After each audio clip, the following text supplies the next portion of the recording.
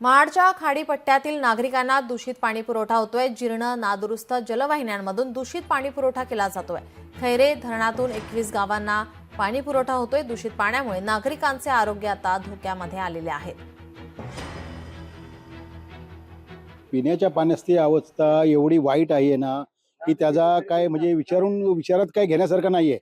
एवढी परिस्थिती वाईट आहे की रस्त्याला जेवढे पण पाईपलाईन आहे जी आलेली जिल्हा परिषद कडून ती एवढी कुजलेली आहे आणि त्याच्यावरती ह्या लोकांच्या अधिकाऱ्याचा कुणाचंच काही लक्ष नाहीये। सध्याची पाईपलाईन जी जिल्हा परिषदेची आहे ते अतिशय खराब आहे, अतिशय खराब आहे। त्याच्यामुळे जो जिल्हा परिषदेची पाईपलाईन त्यांना सांगून बघितलं ना तुम्ही, सांगूनही ते काही लक्ष करत नाहीत।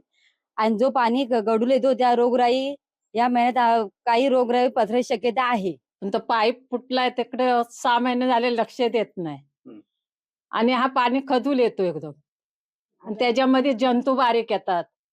मग त्याच्यात आम्ही तो पाणी पिणार तर आम्हाला आजारपण येतो घरात। मग ते जे आजारपण जास्त होतो, मग त्या आजाराला कोण जवळ दवाखाना नाही काय नाही। मग आम्ही ह्या पांग्या माणसांनी कसा चालायचा कसा बोलायचा हा। पण ही व्यवस्थित सरकारने करलीच पाहिजे।